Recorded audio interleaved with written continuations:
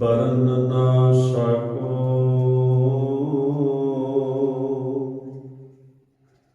तू ठाकुर ऊच भगवाना वाहिगुरु साहिब जियो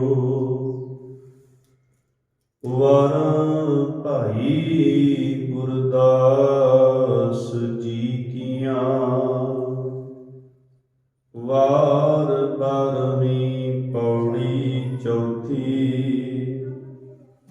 हों तिस कोल कुमाया गुरमत हृदय गरीबी आवे हों तिस कोल कुमाया पर नारी दे नेड़ ना जावे हों तिस कोल कुमाया पर दरबे नू हाथ न लावे हों तिस कोल कुमाया पर निंदा सुन आप हटावे हों तिस कोल कुमाया सतगुर दा उपदेश कमावे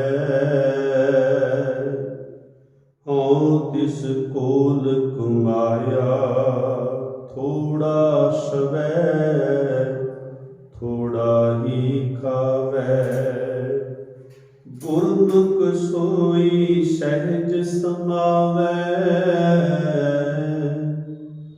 गुरमुख सोई सहज समावे।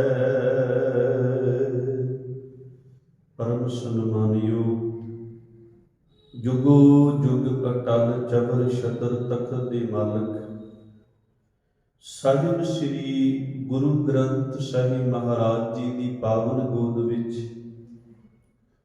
जुड़ बैठे गुरमुख प्यारे गुरु सवारे सत संगी जनो वडभागे हो साहिबां दी पावन गोद विच जुड़ बैठ करके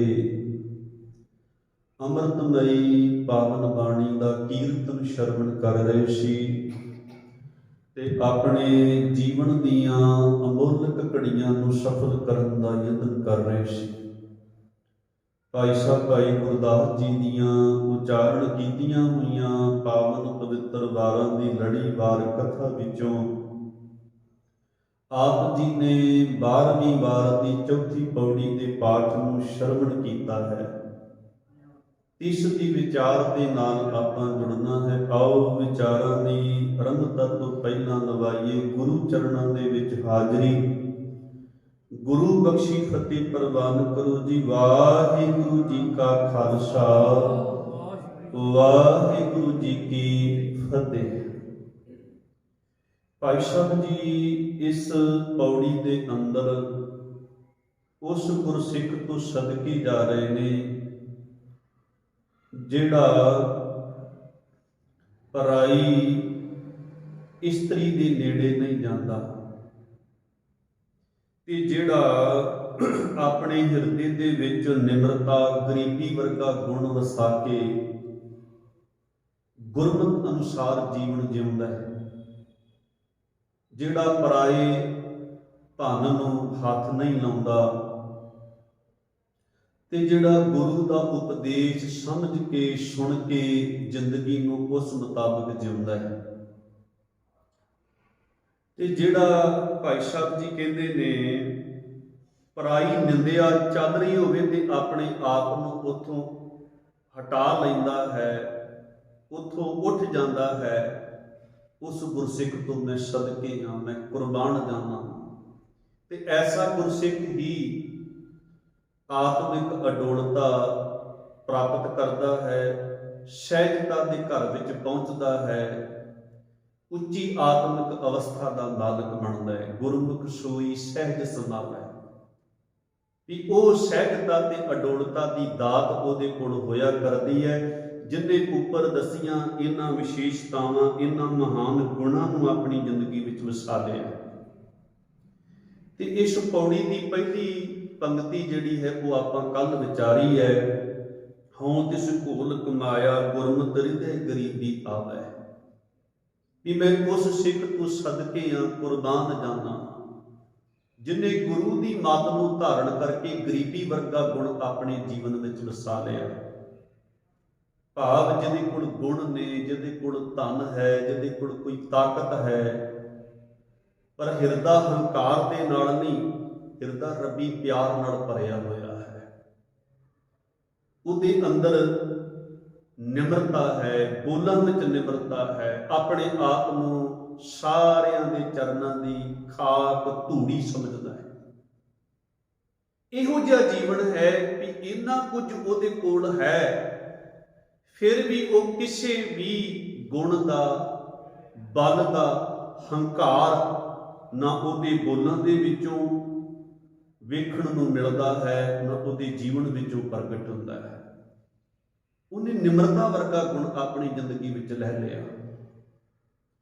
ਉਹ ਆਪਣੇ ਆਪ ਨੂੰ ਦੂਜਿਆਂ ਨਾਲੋਂ ਨੀਵਾਂ ਤੇ ਦੂਜਿਆਂ ਨੂੰ ਹਮੇਸ਼ਾ ਚੰਗਾ ਸਮਝਦਾ ਹੈ। ਆਹ ਗਰੀਬੀ ਵਾਲੇ ਗੁਣ ਦੇ ਵਿੱਚੋਂ ਹੀ ਆ ਸ਼ਬਦ ਨਿਕਲੇ ਆ ਤੇ ਕਬੀਰ ਸਭ ਤੇ ਹਮ ਬੁਰੇ, ਹਮ ਤਜ ਭੜੋ ਸਭ ਕੋਏ, ਜਿਨ ਐਸਾ ਕਰ ਬੂਝਿਆ ਮੀਤ ਹਮਾਰਾ ਸੋਏ। ਆਹ ਗਰੀਬੀ ਤੇ ਨਿਮਰਤਾ ਧਾਰਨ ਕਰਨ ਵਾਲੇ ਇਨਸਾਨ ਪੁਰਖ ਦੇ ਅੰਦਰੋਂ ਇਹ ਗੁਣ ਨਿਕਲੇ ਆ ਕਿ ਹਮ ਨਹੀਂ ਚੰਗੇ, ਬੁਰਾ ਨਹੀਂ ਕੋਏ, ਪਰਣਵਤ ਨਾਨਕ ਤਾਰੇ ਸੋਏ। ਸੋ ਭਾਈ ਸਾਹਿਬ ਜੀ ਐਸੇ ਸਿੱਖ ਤੋਂ ਕੁਰਬਾਨ ਤੇ ਸਦਕੇ ਜਾਂਦੇ ਆ ਜਿਹਦੇ ਅੰਦਰ ਗਰੀਬੀ ਆ, ਨਿਮਰਤਾ ਵਰਗੀ ਦਾਤ ਜਿਹਨੇ ਗੁਰੂ ਦੇ ਦਰ ਘਰ ਵਿੱਚੋਂ ਪ੍ਰਾਪਤ ਕਰ ਲਈ। ਹੁਣ ਅੱਜ ਦਾ ਜੋ ਪਾਵਨ ਬਚਨ ਹੈ, ਹਉ ਤਿਸ ਘੋਲ ਕਮਾਇਆ ਪਰ ਨਾਰੀ ਦੇ ਨੇੜ ਨਾ ਜਾਵੇ। ਅਗਲਾ ਗੁਣ ਵੀ ਮੈਂ ਉਸ ਗੁਰਸਿੱਖ ਤੋਂ ਸਦਕੇ ਜਾਣਾ ਵਾਂ ਜਿਹੜਾ ਪਰਾਈ ਇਸਤਰੀ ਦੇ ਨੇੜੇ ਨਹੀਂ ਜਾਂਦਾ, ਪਰਾਈ ਇਸਤਰੀ ਨੂੰ ਵੇਖ ਕੇ ਉਹਦੇ ਮਨ ਵਿੱਚ ਕੋਈ ਮੰਦਾ ਖਿਆਲ, ਕੋਈ ਮੰਦੀ ਭਾਵਨਾ, ਕੋਈ ਵਿਕਾਰ ਜਨਮ ਨਹੀਂ ਲੈਂਦਾ। ਹੁਣ ਵੇਖੋ ਇਹਦੇ ਵਿੱਚ ਬੜੀਆਂ ਕਮਾਲ ਦੀਆਂ ਗੱਲਾਂ ਭਾਈ ਸਾਹਿਬ ਜੀ ਨੇ ਕੀਤੀਆਂ ਹਨ। ਜਿਹੜੀਆਂ ਮੁੱਢਲੀਆਂ 3 ਪੰਕਤੀਆਂ ਨੇ ਨਾ, ਉਹ ਬੜੀਆਂ ਕਮਾਲ ਦੀਆਂ ਨੇ। ਪਹਿਲੀ ਹੈ ਨਿਮਰਤਾ, ਦੂਜੀ ਹੈ ਪਰ ਨਾੜੀ ਦੇ ਨੇੜ ਨਾ ਜਾਣਾ, ਤੀਜੀ ਹੈ ਪਰ ਦਰਬੇ ਨੂੰ ਹੱਥ ਨਾ ਲਾਵੇ, ਚੌਥੀ ਹੈ ਪਰ ਨਿੰਦਾ ਸੁਣ ਆਪ ਹਟਾਵੇ। ਤੇ ਭਾਈ ਸਾਹਿਬ ਜੀ ਕਹਿ ਰਹੇ ਨੇ ਕਿ ਹਮੇਸ਼ਾ ਜੇ ਮਨੁੱਖ ਦੀ ਜ਼ਿੰਦਗੀ ਨੂੰ ਅਗਰ ਪੜਚੋਲਿਆ ਜਾਵੇ, ਸਮਾਜ ਦੀ ਵਤੀਰੇ ਨੂੰ ਅਗਰ ਵੇਖਿਆ ਜਾਏ, ਤੇ ਮਨੁੱਖ ਦੀਆਂ ਬਿਰਤੀਆਂ ਦੇ ਵਿੱਚ ਨਾ ਇਹ 3 ਚੀਜ਼ਾਂ ਜਿਹੜੀਆਂ ਹਨ ਪਰਾਈਆਂ, ਪਰਾਇਆ ਧਨ ਹੋ ਗਿਆ, ਪਰਾਈ ਇਸਤਰੀ ਹੋ ਗਈ ਤੇ ਪਰਾਈ ਨਿੰਦਿਆ, ਇਹਨਾਂ ਦੇ ਵੱਲ ਇਹਦੀ ਜ਼ਿਆਦਾ ਰੁਚੀ ਹਮੇਸ਼ਾ ਬਣੀ ਰਹਿੰਦੀ ਹੈ। ਬਲਕਿ ਇਹ ਚੀਜ਼ਾਂ ਮਨੁੱਖ ਦੇ ਆਪਣੇ ਘਰ ਦੇ ਵਿੱਚ ਨੇ, ਧਨ ਵੀ ਉਹਦੇ ਕੋਲ ਹੈ, ਇਸਤਰੀ ਪਰਿਵਾਰ ਵੀ ਉਹਦੇ ਕੋਲ ਹੈ, ਫਿਰ ਵੀ ਆਪਣੀਆਂ ਚੀਜ਼ਾਂ ਨੂੰ ਦੇਖ ਕੇ ਉਹਨਾਂ ਦੇ ਪ੍ਰਤੀ ਸੰਤੁਸ਼ਟੀ ਜ਼ਾਹਿਰ ਕਰਨ ਦੀ ਬਜਾਏ ਇਹਨਾਂ ਬਗਾਨੀਆਂ ਚੀਜ਼ਾਂ ਦੇ ਉੱਤੇ ਉਹ ਜ਼ਿਆਦਾ ਅੱਖ ਰੱਖਦਾ ਹੈ। ਇਹਨੂੰ ਬਗਾਨੀਆਂ ਚੀਜ਼ਾਂ ਚੰਗੀਆਂ ਲੱਗਦੀਆਂ ਨੇ, ਪਰ ਬਗਾਨੀਆਂ ਚੀਜ਼ਾਂ ਦੇ ਉੱਤੇ ਅੱਖ ਰੱਖਣ ਵਾਲਾ ਇਨਸਾਨ ਇੱਕ ਤੇ ਆਪਣੀ ਜ਼ਿੰਦਗੀ ਦਾ ਉਜਾੜਾ ਕਰ ਬੈਠਦਾ ਹੈ ਤੇ ਇੱਕ ਉਹ ਸਮਾਜ ਸੰਸਾਰ ਨੂੰ ਗੰਦਲਾ ਕਰ ਬੈਠਦਾ ਹੈ। ਐਸੇ ਕੁਕਰਮ ਕਰ ਜਾਂਦਾ ਹੈ, ਇਹਨਾਂ ਪਰਾਈਆਂ ਚੀਜ਼ਾਂ ਦੇ ਮੋਹ ਲੋਭ ਵਿੱਚ ਖੱਜਤ ਹੋ ਕੇ ਐਸੇ ਵਿਕਾਰ ਭੋਗ ਕੇ, ਐਸਾ ਜੀਵਨ ਜੀ ਕੇ ਐਸੇ ਕਰਮ ਕਰ ਜਾਂਦਾ ਹੈ ਕਿ ਆਪਣੀ ਕੁੱਲ ਨੂੰ, ਆਪਣੇ ਜੀਵਨ ਨੂੰ ਉਹ ਦਾਗ ਲਾ ਕੇ ਚਲਿਆ ਜਾਂਦਾ ਹੈ। ਅਗਰ ਉਹਦਾ ਕੋਈ ਨਾਮ ਲੈਂਦਾ ਹੈ ਤੇ ਉਹਨੂੰ ਕੋਈ ਚੰਗਾ ਇਨਸਾਨ ਸਮਝ ਕੇ ਉਹਦੇ ਕੋਲੋਂ ਸੇਧ ਲੈਣ ਦੀਆਂ ਗੱਲਾਂ ਕੋਈ ਨਹੀਂ ਕਰਦਾ। ਉਹ ਤੇ ਬੜਾ ਅੱਤ ਦਰਜੇ ਦਾ ਨੀਚ ਬੰਦਾ ਸੀ। ਪਰਾਏ ਧਨ, ਪਰਾਈ ਇਸਤਰੀ, ਪਰਾਈ ਨਿੰਦਿਆ, ਇਹਨਾਂ ਚੀਜ਼ਾਂ ਵੱਲ ਹੀ ਉਹਦੀ ਸੁਰਤੀ ਤੇ ਬਿਰਤੀ ਜੁੜੀ ਰਹਿੰਦੀ ਸੀ। ਤੇ ਗੁਰੂ ਪਾਤਸ਼ਾਹ ਜੀ ਕਹਿੰਦੇ ਨੇ ਜਿਸ ਬੰਦੇ ਦੇ ਅੰਦਰ ਇਹ 3 ਚੀਜ਼ਾਂ ਚੱਲਦੀਆਂ ਨੇ, ਉਹ ਮਨੁੱਖ ਜੰਮਣ ਮਰਨ ਦੇ ਗੇੜ ਵਿੱਚ ਪਿਆ ਰਹਿੰਦਾ। ਬੜਾ ਪਿਆਰਾ ਬਚਨ ਹੈ ਬਾਬਾ ਕਬੀਰ ਸਾਹਿਬ ਜੀ ਦਾ, ਪਰ ਤਨ ਪਰ ਧਨ ਪਰਤੀ ਨਿੰਦਾ, ਪਰ ਅਪਵਾਦ ਨਾ ਛੂਟੈ। ਵੀ ਪਰਾਇਆ ਧਨ, ਪਰਾਏ ਧਨ ਦੀ ਝਾਤ ਰੱਖਣੀ, ਪਰਾਈ ਇਸਤਰੀ ਉਹਦੇ ਉੱਤੇ ਮੈਲੀਆਂ ਨਜ਼ਰਾਂ ਰੱਖਣੀਆਂ, ਗਲਤ ਖਿਆਲ ਮਨ ਵਿੱਚ ਲੈ ਕੇ ਆਉਣੇ, ਤੇ ਪਰਾਈ ਨਿੰਦਿਆ। ਕਹਿੰਦੇ ਨੇ ਫਿਰ ਈਰਖਾ ਦਵੈਸ਼ ਇਹਦੀ ਭਾਵਨਾ ਅੰਦਰ ਬਣਾ ਕੇ ਰੱਖਣੀ। ਪਰ ਤਨ ਪਰਤੀ ਨਿੰਦਾ ਪਰ ਅਪਵਾਦ ਨ ਛੂਟੇ, ਆਵਾਗਮਨ ਹੋਤ ਹੈ ਫੁਨ ਫੁਨ ਇਹ ਪ੍ਰਸੰਗ ਨਾ ਟੂਟੇ। ਜਿੰਨਾ ਚਿਰ ਮਨੁੱਖ ਦੀ ਜ਼ਿੰਦਗੀ ਵਿੱਚ ਪਰਾਇਆ ਧਨ, ਪਰਾਈ ਇਸਤਰੀ, ਪਰਾਈ ਨਿੰਦਿਆ, ਈਰਖਾ ਦਵੈਸ਼ ਇਹ ਭਾਵਨਾ ਬਣੀ ਰਹਿੰਦੀ ਹੈ ਤੇ ਮਨੁੱਖ ਦਾ ਆਵਾਗਮਨ ਚੱਲਦਾ ਹੈ, ਇਹਦਾ ਜੰਮਣ ਮਰਨ ਚੱਲਦਾ ਹੈ। ਤੇ ਸਤਿਗੁਰੂ ਜੀ ਸਪਸ਼ਟ ਕਹਿ ਰਹੇ ਨੇ ਵੀ ਇਹ ਚੀਜ਼ਾਂ ਮਨੁੱਖ ਦੀ ਜ਼ਿੰਦਗੀ ਨੂੰ ਬਰਬਾਦ ਕਰ ਦਿੰਦੀਆਂ ਨੇ, ਮਨੁੱਖ ਨੂੰ ਸਮਾਜ ਦੇ ਵਿੱਚ ਵੀ ਕੋਈ ਇੱਜ਼ਤ ਮਾਨ ਪੱਤ ਵਡਿਆਈ ਵਾਲਾ ਨਹੀਂ ਬਣਨ ਦਿੰਦੀਆਂ ਤੇ ਮਨੁੱਖ ਜੰਮਣ ਮਰਨ ਦੇ ਗੇੜ ਵਿੱਚ ਪੈ ਜਾਂਦਾ ਹੈ। ਦੂਜੇ ਪਾਸੇ ਗੁਰੂ ਤੋਂ ਮੱਤ ਲੈ ਕਰਕੇ, ਗੁਰੂ ਤੋਂ ਗਿਆਨ ਤੇ ਸਿੱਖਿਆ ਲੈ ਕਰਕੇ ਆਪਣੀ ਧਨ, ਆਪਣੀ ਇਸਤਰੀ, ਆਪਣੇ ਪਰਿਵਾਰ ਦੇ ਉੱਤੇ ਸੰਤੁਸ਼ਟੀ ਰੱਖ ਕੇ ਦੂਜਿਆਂ ਦੀਆਂ ਮਾਵਾਂ ਧੀਆਂ ਭੈਣਾਂ ਦਾ ਅਦਬ ਸਤਿਕਾਰ ਕਰਨ ਵਾਲਾ ਉਹ ਇਨਸਾਨ ਸੰਸਾਰ ਦੇ ਵਿੱਚ ਐਸਾ ਜੀਵਨ ਜੀ ਕੇ ਜਾਂਦਾ ਹੈ, ਐਸੇ ਪੂਰਨੇ ਪਾ ਕੇ ਜਾਂਦਾ ਹੈ ਕਿ ਐਸੇ ਮਹਾਨ ਗੁਰਸਿੱਖ ਦੇ ਜੀਵਨ ਨੂੰ ਪੜ੍ਹ ਕੇ ਸੁਣ ਕੇ ਸਾਡੇ ਵਰਗਿਆਂ ਨੂੰ ਸੇਧ ਹੀ ਨਹੀਂ ਮਿਲਦੀ। ਮਾਣ ਵੀ ਸਾਨੂੰ ਐਸੇ ਗੁਰਸਿੱਖਾਂ ਤੇ ਹੋਇਆ ਕਰਦਾ ਹੈ ਵੀ ਐਸੇ ਵੀ ਸਿੱਖ ਹਨ ਸਾਡੇ ਮਹਾਨ ਯੋਧੇ, ਜਿਨ੍ਹਾਂ ਦੇ ਪਰਾਏ ਧਨ, ਪਰਾਈ ਇਸਤਰੀ, ਪਰਾਈ ਨਿੰਦਿਆ ਦੀ ਝਾਕ ਆਪਣੇ ਜੀਵਨ ਦੇ ਵਿੱਚ ਇਹਨਾਂ ਅਵਗੁਣਾਂ ਨੂੰ ਕਦੇ ਆਉਣ ਹੀ ਨਹੀਂ ਦਿੱਤਾ। ਉਹਨਾਂ ਦੀਆਂ ਮਿਸਾਲਾਂ ਦਿੱਤੀਆਂ ਜਾਂਦੀਆਂ ਨੇ। ਹੁਣ ਸਿੱਖ ਪੰਥ ਦੇ ਮਹਾਨ ਯੋਧੇ ਜਰਨੈਲ ਹਰੀ ਸਿੰਘ ਨਲੂਆ, ਜਦੋਂ ਆਪਾਂ ਉਹਦੇ ਜੀਵਨ ਨੂੰ ਪੜ੍ਹਦੇ ਹਾਂ, ਉਹਦੇ ਜੀਵਨ ਦੇ ਵਿੱਚ ਇੱਕ ਐਸੀ ਘਟਨਾ ਦਾ ਜ਼ਿਕਰ ਆਉਂਦਾ ਹੈ ਜਿਹਨੂੰ ਪੜ੍ਹ ਕੇ ਸੁਣ ਕੇ ਅੱਜ ਦੇ ਨੌਜਵਾਨਾਂ ਨੂੰ ਬੜੀ ਵੱਡੀ ਸੇਧ ਮਿਲਦੀ ਹੈ। ਵੀ ਇੱਕ 23-24 ਸਾਲ ਦੀ ਇੱਕ ਅਫਗਾਨੀ ਔਰਤ ਆਪਣੇ ਪਤੀ ਦੇ ਨਾਲ ਸਲਾਹ ਕਰਦੀ ਹੈ ਕਿ ਤੁਸੀਂ ਅੱਜ ਫਿਰ ਹਾਰ ਖਾ ਕੇ ਆ ਗਏ ਹੋ, ਸਿੱਖਾਂ ਦੇ ਵਿੱਚ ਐਸੀ ਕਿਹੜੀ ਤਾਕਤ ਹੈ ਵੀ ਤੁਸੀਂ ਥੋੜੇ ਕੋ ਮੁੱਠੀ ਪਰ ਸਿੱਖਾਂ ਦੇ ਨਾਲ ਇੰਨੀ ਵੱਡੀ ਸੇਨਾ ਲੈ ਕੇ ਜਾਂਦੇ ਹੋ ਕਿ ਉਹ ਤੁਹਾਨੂੰ ਹਰਾ ਕੇ ਘਰ ਭੇਜ ਦਿੰਦੇ ਨੇ। ਐਡੀ ਕਿਹੜੀ ਤਾਕਤ ਹੈ ਉਹਨਾਂ ਦੇ ਕੋਲ? ਤੇ ਉਹ ਕਹਿੰਦਾ ਵੀ ਇਹਨਾਂ ਦੇ ਕੋਲ ਇਹਨਾਂ ਦੇ ਗੁਰੂ ਦਾ ਬਖਸ਼ਿਆ ਹੋਇਆ ਬਲ ਹੈ। ਇਹ ਬਾਹਰੋਂ ਵੀ ਬਹਾਦਰ ਨੇ ਤੇ ਅੰਦਰੋਂ ਵੀ ਬਹਾਦਰ ਨੇ। ਆਤਮਿਕ ਬਲ ਇਹਨਾਂ ਦੇ ਕੋਲ ਹੈ।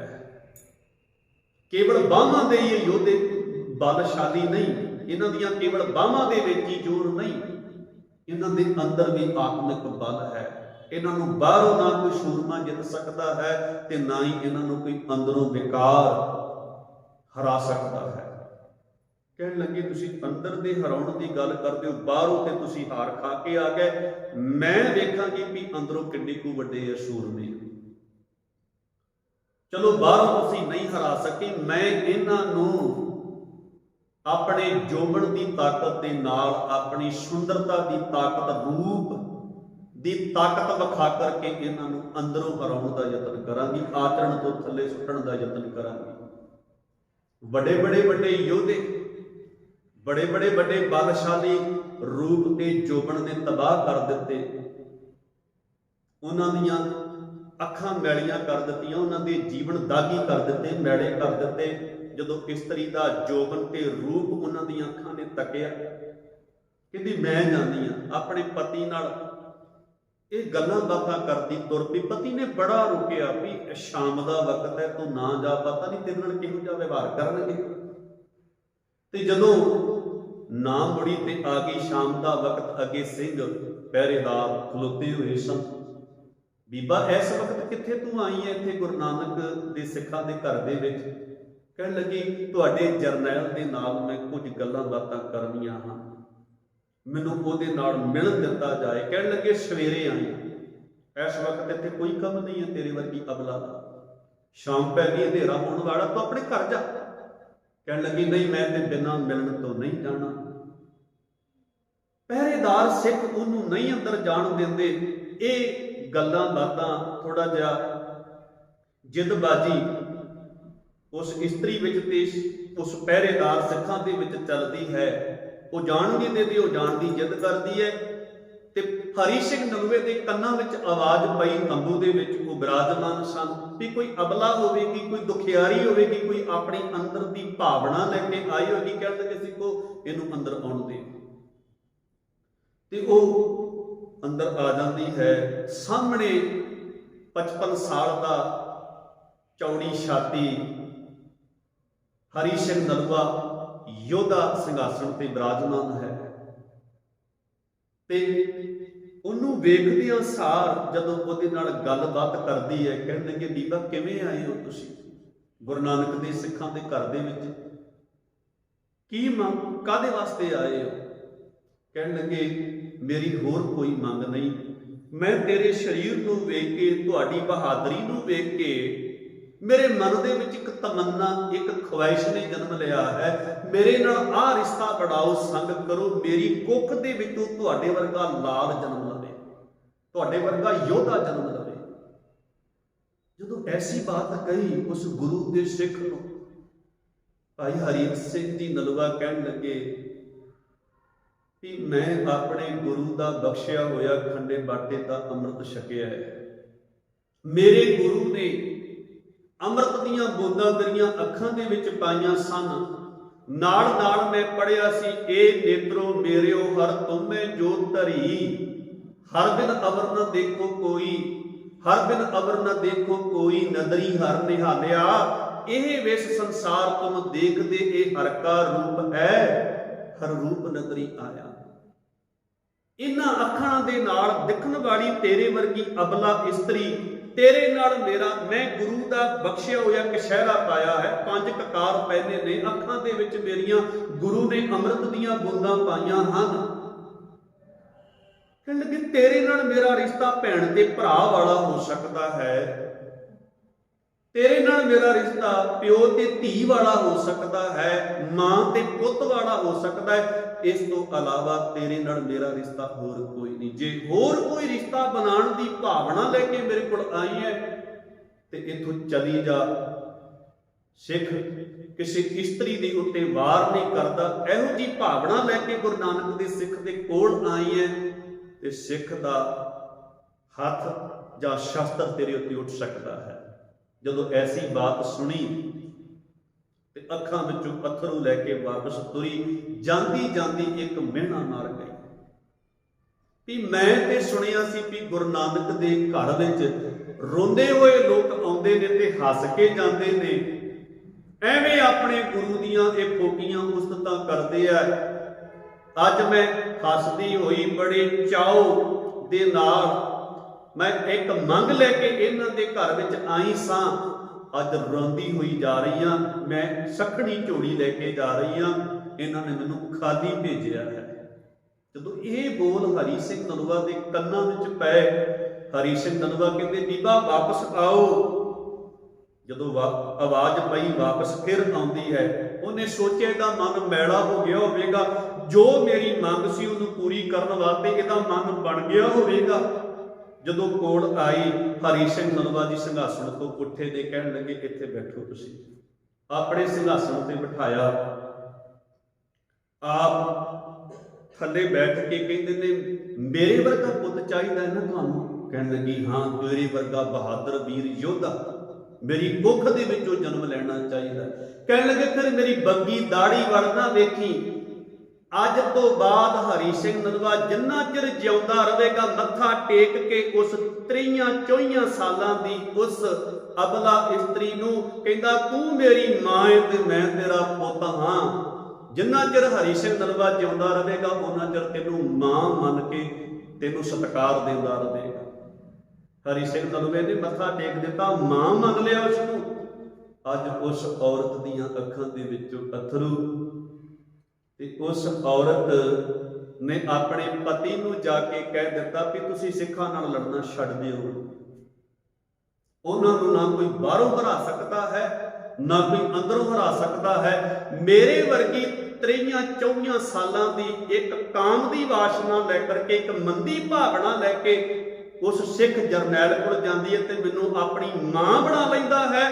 ਐਸੇ ਉੱਚੇ ਆਚਰਣ ਤੇ ਕਰੈਕਟਰ ਦੇ ਮਾਲਕ ਜਿਨ੍ਹਾਂ ਦੇ ਅੰਦਰ ਇਹ ਭਾਵਨਾ ਗੁਰੂ ਨੇ ਪੈਦਾ ਕੀਤੀ ਹੈ ਕਿ ਦੇਖ ਪਰਾਈਆਂ ਚੰਗੀਆਂ ਮਾਵਾਂ ਧੀਆਂ ਭੈਣਾਂ ਜਾਣੇ, ਕਹਿਣ ਲੱਗੇ ਉਹ ਸਿੱਖ ਇੰਨੇ ਮਹਾਨ ਹਨ, ਉਹਨਾਂ ਨੂੰ ਕੋਈ ਦੁਨੀਆ ਦੀ ਤਾਕਤ, ਕੋਈ ਫੌਜ ਨਹੀਂ ਹਰਾ ਸਕਦੀ।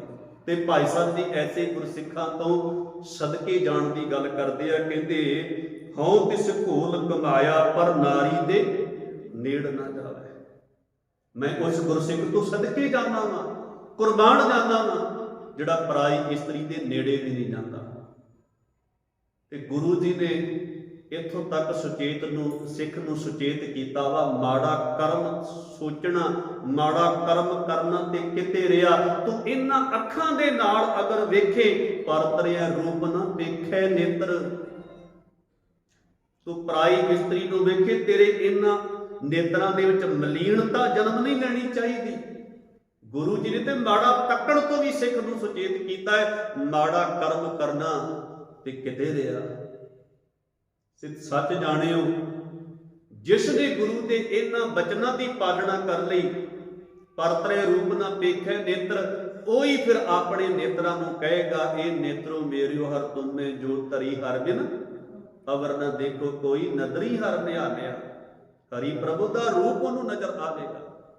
ਭਾਈ ਨੰਦ ਲਾਲ ਸਿੰਘ ਜੀ ਦੇ ਬੜੇ ਪਿਆਰੇ ਗੁਣ ਨੇ, ਉਹ ਕਹਿੰਦੇ ਨੇ ਨਿਜ ਨਾਰੀ ਸੋ ਨੇਹ ਤੁਮ ਨਿਤ ਵਡਈਓ, ਪਰ ਨਾਰੀ ਕੀ ਸੇਜ ਭੂਲ ਸੁਪਨੇ ਹੂ ਨਾ ਜਾਈਓ। ਏਕਾ ਨਾਰੀ ਜਤੀ ਹੋਏ, ਪਰ ਨਾਰੀ ਧੀ ਭੈਣ ਵਖਾਣੇ। ਭਾਈ ਸਾਹਿਬ ਜੀ ਕਹਿੰਦੇ ਨੇ ਆਪਣੀ ਇਸਤਰੀ ਸ਼ੋਹਰਤ ਹੋਈ, ਰਹਿਤ ਮੰਦ ਗੁਰ ਕਾ ਸਿੱਖ ਸੋਈ। ਵੀ ਆਪਣੀ ਇਸਤਰੀ ਦੇ ਨਾਲ ਤੂੰ ਨੇਹ ਕਰ, ਪਿਆਰ ਕਰ, ਆਪਣੇ ਪਤੀ ਹੋਣ ਵਾਲੇ ਫਰਜ਼ ਪੂਰੇ ਕਰ, ਪਰ ਪਰਾਈ ਇਸਤਰੀ ਦੇ ਨੇੜੇ ਤੂੰ ਮੰਦੀ ਭਾਵਨਾ ਲੈ ਕੇ ਬਿਲਕੁਲ ਨਾ ਜਾਈਂ। ਜੇ ਪਰਾਈ ਇਸਤਰੀ ਦੇ ਕੋਲ ਬੈਠਾ ਹੈ, ਜੇ ਮਾਂ ਦੇ ਬਰਾਬਰ ਦੀ ਹੈ ਤੇ ਉਹਨੂੰ ਮਾਂ, ਉਹਦੇ ਵਿੱਚੋਂ ਆਪਣੀ ਮਾਂ ਦੇਖੀ, ਤੇ ਜੇ ਆਪਣੇ ਤੇਰੀ ਉਮਰ ਦੀ ਬਰਾਬਰ ਦੀ ਹੈ ਤੇ ਉਹਦੇ ਵਿੱਚੋਂ ਆਪਣੀ ਭੈਣ ਵੇਖੀ, ਤੇ ਛੋਟੀ ਹੈ ਤੇਰੇ ਤੇ ਉਹਦੇ ਵਿੱਚੋਂ ਆਪਣੀ ਧੀ ਤੈਨੂੰ ਨਜ਼ਰ ਆਉਣੀ ਚਾਹੀਦੀ। ਇਹ ਕਰੈਕਟਰ ਗੁਰੂ ਪਾਤਸ਼ਾਹ ਜੀ ਨੇ ਆਪਣੇ ਸਿੱਖਾਂ ਨੂੰ ਦਿੱਤਾ ਸੀ, ਤੇ ਇਹ ਕਰੈਕਟਰ ਦੇ ਮਾਲਕ ਸਨ ਗੁਰਸਿੱਖ। ਸੱਚ ਜਾਣਿਓ, 1950 60 ਤੱਕ 70 ਤੱਕ ਸਿੱਖਾਂ ਤੇ ਬੜਾ ਭਰੋਸਾ ਕੀਤਾ ਜਾਂਦਾ ਸੀ ਦੂਜਿਆਂ ਲੋਕਾਂ ਵੱਲੋਂ। ਇੱਕ ਅਗਰ ਹਿੰਦੂ ਵੀਰ ਦੀ ਬੱਚੀ ਅਗਰ ਉਹਦੇ ਸਹੁਰੇ ਪਿੰਡ ਪੇਕੇ ਆਈ ਹੈ ਤੇ ਉਹਨੇ ਜਾਣਾ ਹੁੰਦਾ ਸੀ ਨਾ, ਜੇ ਘਰ ਦੇ ਵਿੱਚੋਂ ਕੋਈ ਉਹਦੇ ਨਾਲ ਤੁਰਨ ਵਾਸਤੇ, ਉਹਨੂੰ ਛੱਡਣ ਵਾਸਤੇ ਅੱਜ ਨਹੀਂ ਮੇਲ ਮਿਲਿਆ, ਨਹੀਂ ਛੱਡਣ ਵਾਸਤੇ ਜਾ ਰਿਹਾ, ਤੇ ਜੇ ਸਿੱਖ ਨੇ ਉੱਥੋਂ ਤੱਕ ਜਾਣਾ ਹੁੰਦਾ ਸੀ ਨਾ, ਸਿੱਖ ਦੇ ਕੋਲ ਬਿਠਾ ਦਿੰਦਾ ਸੀ। ਇੰਨਾ ਮਾਣ ਸੀ ਸਿੱਖ ਦੇ ਉੱਤੇ ਵੀ ਆ ਦਸਤਾਰਧਾਰੀ ਸਿੱਖ ਜਿਹੜਾ ਹੈ ਨਾ, ਇਹ ਤੇਰੇ ਕੋਲ ਬੈਠਾ ਹੈ, ਮੈਨੂੰ ਵਿਸ਼ਵਾਸ ਹੈ ਵੀ ਜਿੰਨਾ ਚਿਰ ਤੇਰੇ ਕੋਲ ਇਹ ਧੀਏ ਬੈਠਾ ਹੈ, ਤੇਰੀ ਇੱਜ਼ਤ ਆਪ ਔਰ ਉਹਨੂੰ ਕੋਈ ਛੂ ਨਹੀਂ ਸਕਦਾ। ਸੱਚ ਜਾਣਿਓ, ਗੁਰੂ ਦੇ ਸਿੱਖ ਤੇ ਐਸੇ ਸਨ ਜਿਹੜੇ ਇਹਨਾਂ ਲੋਕਾਂ ਦੀਆਂ ਧੀਆਂ ਭੈਣਾਂ ਦੀ ਇੱਜ਼ਤ ਪੱਤ ਨੂੰ ਬਚਾ ਕਰਕੇ, ਅਬਦਾਲੀ ਵਰਗਿਆਂ ਦੇ ਉਹਨਾਂ ਜ਼ਾਲਮ ਸਿਪਾਹੀਆਂ ਤੋਂ ਛੁਡਾ ਕਰਕੇ, ਜਿਨ੍ਹਾਂ ਦੀ ਇੱਜ਼ਤ ਆਪ ਨੂੰ ਗਜਨੀ ਦੇ ਬਾਜ਼ਾਰਾਂ ਦੇ ਵਿੱਚ ਟਕੇ ਟਕੇ ਤੇ ਰੋਲੀ ਜਾਂਦੀ ਸੀ, ਬਚਾ ਕਰਕੇ ਉਹਨਾਂ ਨੂੰ ਆਪੋ ਆਪਣੇ ਘਰੇ ਬਾ ਇੱਜ਼ਤ ਉਹਨਾਂ ਨੂੰ ਪਹੁੰਚਾ ਕੇ ਆਇਆ ਕਰਦੇ ਸਨ। ਤੇ ਇਹ ਅਖਾਣ ਮਸ਼ਹੂਰ ਹੋ ਗਿਆ ਸੀ ਕਿ ਮੋੜੀ ਵੇ ਵੀਰਾ ਡਾਂਗ ਵਾਲਿਆ, ਮੋੜੀ ਵੇ ਵੀਰਾ ਕਸ਼ਹਿਰੇ ਵਾਲਿਆ, ਰੰਨ ਗਈ ਬਸਰੇ ਨੂੰ। ਵੀ ਰੰਨ, ਇਹ ਤੇਰੇ ਦੇਸ਼ ਦੀ ਔਰਤ ਇਸਤਰੀ ਜਿਹੜੀ ਆ ਨਾ, ਭਾਵੇਂ ਦਿੱਲੀ ਵਿੱਚੋਂ ਔਰਤਾਂ ਇਕੱਠੀਆਂ ਕਰ ਲਿੱਤੀਆਂ ਜਾਂਦੀਆਂ ਸਨ, ਆਗਰੇ ਵਿੱਚੋਂ ਜਿਹੜੇ ਪੰਜਾਬ ਤੋਂ ਬਾਹਰ ਦੇ ਸ਼ਹਿਰ ਨੇ, ਇੱਥੋਂ ਔਰਤਾਂ ਸੋਹਣੀਆਂ ਸੋਹਣੀਆਂ ਇਕੱਠੀਆਂ ਕਰ ਲੈਂਦੀਆਂ ਜਾਂਦੀਆਂ ਸਨ। ਜਦੋਂ ਪੰਜਾਬ ਦੀ ਧਰਤੀ ਤੱਕ ਪਹੁੰਚਦੀਆਂ ਸਨ, ਅੱਗੋਂ ਸਿੱਖ ਨਹੀਂ ਸੀ ਟੱਪਣ ਦਿੰਦੇ ਇਹਨਾਂ। ਸਿੱਖ ਹਮਲਾ ਕਰਕੇ ਇਹਨਾਂ ਦੀਆਂ ਧੀਆਂ ਭੈਣਾਂ ਨੂੰ ਬਚਾ ਕਰਕੇ ਇਹਨਾਂ ਦੇ ਘਰਾਂ ਦੇ ਵਿੱਚ ਪਹੁੰਚਾਉਂਦੇ ਸਨ। ਸਿੱਖ ਦਾ ਇਹ ਕਰੈਕਟਰ ਹੈ ਜੋ ਗੁਰੂ ਨੇ ਉਹਨੂੰ ਬਖਸ਼ਿਆ ਹੈ। ਤੇ ਭਾਈ ਸਾਹਿਬ ਭਾਈ ਗੁਰਦਾਸ ਜੀ ਕਹਿੰਦੇ ਨੇ ਵੀ ਉਸ ਸਿੱਖ ਤੋਂ ਮੈਂ ਸਦਕੇ ਜਾਣਾ ਵਾਂ, ਕੁਰਬਾਨ ਜਾਣਾ ਵਾਂ, ਜਿਹਨੇ ਪਰਾਈ ਇਸਤਰੀ ਨੂੰ ਮੈਲੀਆਂ ਨਜ਼ਰਾਂ ਨਾਲ ਨਹੀਂ ਵੇਖਿਆ, ਬੁਰੀ ਭਾਵਨਾ, ਮੰਦੀ ਭਾਵਨਾ ਲੈ ਕੇ ਉਹਦੇ ਨੇੜੇ ਨਹੀਂ ਜਾਂਦਾ। ਪਰ ਅੱਜ ਸਿੱਖ ਦੇ ਕਰੈਕਟਰ ਦੇ ਵਿੱਚ ਵਿਗਾੜ ਕਿਉਂ ਆ ਰਿਹਾ ਹੈ? ਕਿਉਂਕਿ ਆਪਣੀ ਗੁਰੂ ਦੀ ਬਾਣੀ, ਗੁਰੂ ਦੀ ਸਿੱਖਿਆ ਛੱਡ ਕਰਕੇ ਉਹ ਉਹਨਾਂ ਗਾਇਕਾਂ ਨੂੰ ਸੁਣ ਰਿਹਾ ਵਾ, ਜਿਹੜੇ ਦਿਨ ਰਾਤ ਉਹਨਾਂ ਫਿਲਮਾਂ ਨੂੰ ਦੇਖ ਰਿਹਾ ਵਾ, ਦਿਨ ਰਾਤ ਗੰਦ ਵੰਡ ਰਹੇ ਨੇ, ਜਿਨ੍ਹਾਂ ਦੇ ਗਾਣਿਆਂ ਦੇ ਵਿੱਚ ਇਸਤਰੀ ਨੂੰ ਦਿਨ ਰਾਤ ਭੰਡਿਆ ਜਾਂਦਾ। ਕੋਈ ਅੱਗ ਕਹਿੰਦਾ ਹੈ, ਕੋਈ ਸ਼ਰਾਬ ਕਹਿੰਦਾ ਹੈ, ਕੋਈ ਉਹਦਾ ਲੱਕ ਮਿਣਦਾ ਪਿਆ ਹੈ, ਪਤਾ ਨਹੀਂ ਕਿਹੜੇ ਕਿਹੜੇ ਬਚਨ ਉਸ ਇਸਤਰੀ ਦੇ ਨਾਲ, ਜਿਸ ਦੇ ਬਾਬਤ ਗੁਰੂ ਪਾਤਸ਼ਾਹ ਜੀ ਨੇ ਆਖਿਆ ਸੀ, ਸੋ ਕਿਉ ਮੰਦਾ ਆਖੀਐ ਜਿਤ ਜੰਮੈ ਰਾਜਾ। ਤੇ ਚਲੋ ਮਰਦ ਗਾਇਕ ਤੇ ਇਹ ਗੰਦ ਘੋਲਦੇ ਪਏ ਨੇ, ਪਰ ਸਾਡੀਆਂ ਨੌਜਵਾਨ ਇਸਤਰੀਆਂ ਬੱਚੀਆਂ ਨੂੰ ਇਸ ਪਾਸੇ ਨਹੀਂ ਸੀ ਆਉਣਾ ਚਾਹੀਦਾ ਕਿ ਤੁਹਾਨੂੰ ਦਿਨ ਰਾਤ ਰੋਲਿਆ ਜਾਂਦਾ ਹੈ, ਤੁਹਾਡੇ ਲੱਕ ਮਿਣੇ ਜਾਂਦੇ ਆ, ਤੁਹਾਡੇ ਤਨ ਦੀ ਨੁਮਾਇਸ਼ ਕੀਤੀ ਜਾਂਦੀ ਹੈ, ਤੁਸੀਂ ਇਹਨਾਂ ਨਾਲ ਮਿਲ ਕੇ ਖੁਦ ਗੰਦ ਪਾ ਰਹੀਆਂ ਹੋ, ਆਪਣੀ ਜ਼ਿੰਦਗੀ ਨੂੰ ਆਪ ਲੋਕਾਂ ਦੀਆਂ ਨਜ਼ਰਾਂ ਦੇ ਵਿੱਚ ਗੇਰ ਰਹੀਆਂ। ਤੇ ਸੱਚ ਜਾਣਿਓ, ਇਹਨਾਂ ਗਾਇਕਾਂ ਨੂੰ ਸੁਣ ਕਰਕੇ ਸਾਡੇ ਬੱਚੇ ਅੱਜ ਆਪਣੀ ਕਰੈਕਟਰ, ਆਪਣੀ ਜੀਵਨ ਦੀ ਪਵਿੱਤਰਤਾਈ ਤੋਂ ਥੱਲੇ, ਆਚਰਣ ਤੋਂ ਥੱਲੇ ਡਿੱਗ ਰਹੇ ਹਨ। ਅੱਜ ਸਿੱਖ ਬੱਚੇ ਦਾ ਆਈਡੀਅਲ, ਅੱਜ ਹੀਰੋ ਇੱਕ ਗਾਇਕ ਤੇ ਬਣਿਆ ਹੋਇਆ ਹੈ, ਇੱਕ ਗਾਇਕਣ ਇਸਤਰੀ ਔਰਤ ਤੇ ਬਣੀ ਹੋਈ ਹੈ, ਪਰ ਮਾਤਾ ਭਾਗਪੁਰ ਵਰਗੀ ਉਹਦੀ ਆਈਡੀਅਲ ਅੱਜ ਨਹੀਂ ਬਣੀ, ਕਿਸੇ ਕਿਸੇ ਵਿਰਲੇ ਦੀ ਬਣੀ ਹੈ। ਚਾਰ ਸਾਹਿਬਜ਼ਾਦੇ ਬਾਬਾ ਬੰਦਾ ਸਿੰਘ ਬਹਾਦਰ ਵਰਗੇ, ਸਰਦਾਰ ਹਰੀ ਸਿੰਘ ਨਲੂਏ ਵਰਗੇ ਇਹ ਹੀਰੋ, ਰੀਅਲ ਹੀਰੋ ਕਿਸੇ ਵਿਰਲੇ ਸਿੱਖ ਦੇ ਬਣੇ ਹੋਏ ਨੇ। ਸੋ ਜਦੋਂ ਆਪਾਂ ਗੁਰੂ ਕੀ ਬਾਣੀ ਨੂੰ ਧਿਆਨ ਨਾਲ ਸੁਣਾਂਗੇ, ਪੜਾਂਗੇ, ਭਾਈ ਗੁਰਦਾਸ ਜੀ ਦੀਆਂ ਇਹਨਾਂ ਰਚਨਾਵਾਂ ਨੂੰ ਪੜਾਂਗੇ, ਸੱਚ ਜਾਣਿਓ ਗੁਰਮਤਿ ਦੇ ਫਲਸਫੇ ਨੂੰ ਪੜਾਂਗੇ, ਤੇ ਸਾਡਾ ਜੀਵਨ ਉੱਚਾ ਬਣੇਗਾ, ਕਿਰਦਾਰ ਉੱਚਾ ਬਣੇਗਾ। ਫਿਰ ਸਾਡੀਆਂ ਅੱਖਾਂ ਮੈਲੀਆਂ ਨਹੀਂ ਹੋਣਗੀਆਂ, ਭਾਵੇਂ ਕਿਸੇ ਅਬਲਾ ਨੂੰ ਵੇਖੀਏ, ਇਸਤਰੀ ਨੂੰ ਵੇਖੀਏ, ਸਾਡੇ ਮਨ ਦੇ ਅੰਦਰ ਪਰਾਈ ਇਸਤਰੀ ਨੂੰ ਵੇਖ ਕੇ ਗੰਦੇ ਖਿਆਲ, ਗੰਦੇ ਫੁਰਨੇ ਜਨਮ ਨਹੀਂ ਲੈਣਗੇ। ਤੇ ਫਿਰ ਸਿੱਖ ਕਿਸੇ ਦੂਸਰੇ ਦੀ ਧੀ ਦੀ ਇੱਜ਼ਤ ਬਚਾਉਣ ਵਾਲਾ ਰਾਖਾ ਬਣ ਕੇ ਤੇ ਵਿਚਰੇਗਾ, ਕਿਸੇ ਦੂਜੇ ਦੀ ਧੀ ਦੀ ਇੱਜ਼ਤ ਪੱਤ ਆਪ ਨੂੰ ਲੁੱਟਣ ਵਾਲਾ ਨਹੀਂ ਬਣੇਗਾ, ਬਲਾਤਕਾਰੀ ਨਹੀਂ ਬਣੇਗਾ, ਫਾਂਸੀ ਦੇ ਤਖਤੇ ਤੇ ਬਲਾਤਕਾਰ ਕਰਕੇ ਨਹੀਂ ਪਹੁੰਚੇਗਾ। ਕਿਉਂਕਿ ਜਦੋਂ ਉਹਨੇ ਗੁਰੂ ਕੀ ਬਾਣੀ ਨੂੰ ਪੜ੍ਹ ਲਿਆ, ਹਰੀ ਸਿੰਘ ਨਲੂਆ ਜੀ ਦੇ ਕਰੈਕਟਰ ਨੂੰ ਪੜ੍ਹ ਲਿਆ, ਭਾਈ ਗੁਰਦਾਸ ਜੀ ਦੀਆਂ ਨਾ ਪੌੜੀਆਂ ਨੂੰ ਪੜ੍ਹ ਲਿਆ, ਜਿਹਦੇ ਵਿੱਚੋਂ ਭਾਈ ਗੁਰਦਾਸ ਜੀ ਸਦਕੇ ਜਾਣ ਦੀਆਂ ਗੱਲਾਂ ਕਰਦੇ ਨੇ। ਤੇ ਭਗਤ ਨਾਮਦੇਵ ਜੀ ਕਹਿੰਦੇ ਨੇ, ਪਰ ਤਨ ਪਰ ਦਾਰਾ ਪਰ ਹਰੀ, ਤਾਂ ਕਿ ਨਿਕਟ ਵਸੈ ਨਰ ਹਰੀ। ਫਿਰ ਜਿਸ ਇਨਸਾਨ ਨੇ ਪਰਾਇਆ ਧਨ, ਪਰਾਈ ਇਸਤਰੀ ਇਹਦੀ ਝਾਕ ਛੱਡ ਦਿੱਤੀ, ਕਹਿੰਦੇ ਹਰੀ ਪ੍ਰਭੂ ਤੇ ਉਹਦੇ ਹਿਰਦੇ ਵਿੱਚ ਵਸਦਾ, ਉਹਦੇ ਨੇੜੇ ਵਸਦਾ ਹੈ। ਸੋ ਭਾਈ ਸਾਹਿਬ ਭਾਈ ਗੁਰਦਾਸ ਜੀ ਅੱਜ ਦੂਸਰਾ ਗੁਣ ਬਿਆਨ ਕਰ ਰਹੇ ਹਨ ਇਸ ਪੌੜੀ ਦੇ ਅੰਦਰ, ਹੋਂ ਤਿਸ ਘੋਲ ਕਮਾਇਆ ਪਰ ਨਾਰੀ ਦੇ ਨੇੜ ਨਾ ਜਾਂਦਾ। ਮੈਂ ਉਸ ਸਿੱਖ ਤੋਂ ਕੁਰਬਾਨ ਜਾਂਦਾ ਵਾਂ, ਸਦਕੇ ਜਾਂਦਾ ਵਾਂ, ਜਿਹੜਾ ਪਰਾਈ ਇਸਤਰੀ ਦੇ ਨੇੜੇ ਮੰਦੀ ਭਾਵਨਾ ਲੈ ਕੇ ਨਹੀਂ ਜਾਂਦਾ, ਮੰਦੇ ਖਿਆਲ ਲੈ ਕੇ ਨਹੀਂ ਜਾਂਦਾ, ਵਿਕਾਰੀ ਬਿਰਤੀਆਂ ਲੈ ਕੇ ਨਹੀਂ ਜਾਂਦਾ। ਕਿਉਂਕਿ ਸਿੱਖ ਦੀਆਂ ਅੱਖਾਂ ਵਿੱਚ ਅੰਮ੍ਰਿਤ ਕਿਉਂ ਪਾਇਆ ਗਿਆ? ਇਸ ਕਰਕੇ ਪਾਇਆ ਗਿਆ ਸੀ ਵੀ ਇਹ ਅੱਖਾਂ ਹੁਣ ਗੁਰੂ ਦੀਆਂ ਹੋ ਗਈਆਂ ਹਨ। ਇਹਨਾਂ ਅੱਖਾਂ ਨਾਲ ਜਦੋਂ ਵੇਖੇ ਤੈਨੂੰ ਹਰੀ ਦਾ ਰੂਪ ਨਜ਼ਰ ਆਉਣਾ ਚਾਹੀਦਾ ਹੈ, ਤੈਨੂੰ ਪਰ ਬੇਟੀ ਆਪਣੀ ਬੇਟੀ ਨਜ਼ਰ ਆਉਣੀ ਚਾਹੀਦੀ ਹੈ, ਪਰ ਮਾਤਾ ਆਪਣੀ ਮਾਤਾ ਨਜ਼ਰ ਆਉਣੀ ਚਾਹੀਦੀ ਹੈ, ਪਰ ਭੈਣ ਆਪਣੀ ਭੈਣ ਨਜ਼ਰ ਆਉਣੀ ਚਾਹੀਦੀ, ਕਿਉਂਕਿ ਇਹ ਅੱਖਾਂ ਗੁਰੂ ਦੀਆਂ ਹੋ ਗਈਆਂ ਨੇ। ਇਹਨਾਂ ਅੱਖਾਂ ਦੇ ਉੱਤੇ ਤੇਰਾ ਅਧਿਕਾਰ ਹੁਣ ਖਤਮ ਹੋ ਚੁੱਕਾ ਹੈ। ਹੁਣ ਜਿਹੜਾ ਅੰਮ੍ਰਿਤ ਦੀਆਂ ਬੂੰਦਾਂ ਪਵਾ ਕੇ ਵੀ ਮੈਲੀਆਂ ਨਜ਼ਰਾਂ ਨਾਲ ਤੱਕ ਰਿਹਾ, ਫਿਰ ਤੋਂ ਬੜਾ ਵੱਡਾ ਦੋਸ਼ੀ ਹੈ, ਬੜਾ ਵੱਡਾ ਕਿਰਤਕਣ ਹੈ। ਫਿਰ ਤੇ ਉਹਨੇ ਕੰਡੇ ਬਾਟੇ ਦੀ ਪੌੜ ਨਹੀਂ ਸਕੀ, ਫਿਰ ਤੇ ਗੁਰੂ ਨਾਲ ਤੇ ਆਪਣੇ ਨਾਲ ਉਹ ਧੋਖਾ ਕਰ ਰਿਹਾ ਹੈ। ਸੋ ਗੁਰੂ ਪਾਤਸ਼ਾਹ ਜੀ ਕਿਰਪਾ ਕਰਨ, ਇਹ ਗੁਣ ਸਾਡੇ ਸਾਰਿਆਂ ਦੇ ਜੀਵਨ ਵਿੱਚ ਆਏ। ਅੱਜ ਮੈਂ ਕਿਸੇ ਦੀ ਧੀ ਭੈਣ ਮਾਤਾ ਦੀ ਰਿਸਪੈਕਟ ਅਗਰ ਕਰ ਰਿਹਾ ਤੇ ਭਲਕੇ ਮੇਰੀ ਧੀ ਭੈਣ ਮਾਤਾ ਦੀ ਰਿਸਪੈਕਟ ਦੂਸਰਾ ਵੀ ਕਰੇਗਾ। ਜੇ ਮੈਂ ਨਹੀਂ ਨਾ ਕਰਾਂਗਾ, ਦੂਜਾ ਵੀ ਨਹੀਂ ਕਰੇਗਾ। ਸੋ ਸਾਰਿਆਂ ਦੀਆਂ ਮਾਵਾਂ ਧੀਆਂ ਭੈਣਾਂ, ਉਹਨਾਂ ਨੂੰ ਆਪਣੀਆਂ ਮਾਵਾਂ ਧੀਆਂ ਭੈਣਾਂ ਸਮਝ ਕੇ ਆਪਣੇ ਕਰੈਕਟਰ ਨੂੰ ਉੱਚਿਆਂ ਕਰਨ ਦਾ ਯਤਨ ਕਰੀਏ। ਲੋਕ ਕਹਿ ਸਕਣ ਇਹ ਹਰੀ ਸਿੰਘ ਨਲਵੇ ਦਾ ਵਾਰਸ ਹੈ, ਇਹ ਗੁਰੂ ਗੋਬਿੰਦ ਸਿੰਘ ਮਹਾਰਾਜ ਜੀ ਦਾ ਪੁੱਤਰ ਹੈ, ਇਹ ਕਿਸੇ ਦੀ ਧੀ ਭੈਣ ਦੇ ਨਾਲ ਗਲਤ ਵਿਵਹਾਰ ਕਰ ਹੀ ਨਹੀਂ ਸਕਦਾ। ਤੇ ਐਸਾ ਕਰੈਕਟਰ ਸਾਨੂੰ ਬਾਣੀ ਨੇ ਦੇਣਾ ਵਾ, ਸਤ ਸੰਗਤ ਨੇ ਦੇਣਾ ਵਾ, ਭਾਈ ਗੁਰਦਾਸ ਜੀ ਵਰਗੀਆਂ ਮਹਾਨ ਵਿਦਵਾਨ ਇਹਨਾਂ ਦੀ ਰਚਨਾ ਨੇ ਦੇਣਾ। ਸੋ ਇਤਨੀਆਂ ਬੇਨਤੀਆਂ ਪ੍ਰਵਾਨ ਕਰਨੀਆਂ ਜੀ, ਕੁੱਲ ਗਲਤੀ ਦੀ ਖਿਮਾ। ਬਾਕੀ ਦੇ ਬੰਦਾਂ ਦੇ ਵਿਚਾਰ ਆਪਾਂ ਅਗਲੇ ਦੀਵਾਨਾਂ ਵਿੱਚ ਕਰਾਂਗੇ। ਵਾਹਿਗੁਰੂ ਜੀ ਕਾ ਖਾਲਸਾ, ਵਾਹਿਗੁਰੂ ਜੀ ਕੀ ਫਤਿਹ। ਰਾਮ ਕਲੀ ਮਹਿਲਾ ਤੀਜਾ, ਆਨੰਦ ਏਕ ਓੰਕਾਰ, ਸਤਿਗੁਰ ਪ੍ਰਸਾਦ।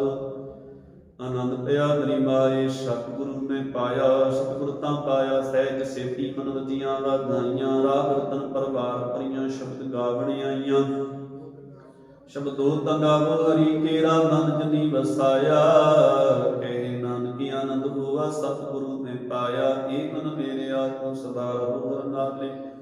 ਹਰ ਨਾਮ ਰਹੋ ਮਨ ਮੇਰੇ, ਦੁਖ ਸਭ ਵਿਸਾਰਣਾ, ਅੰਗੀਕਾਰੋ ਕਰੇ ਤੇਰਾ ਕਾਰਜ ਸਭ ਸਵਾਰਣਾ। ਸਮਨਾ ਗਲਾਂ ਸਮਰੱਥ ਸੁਆਮੀ, ਸੋ ਕਿਉ ਮਨੋ ਵਿਸਾਰੇ।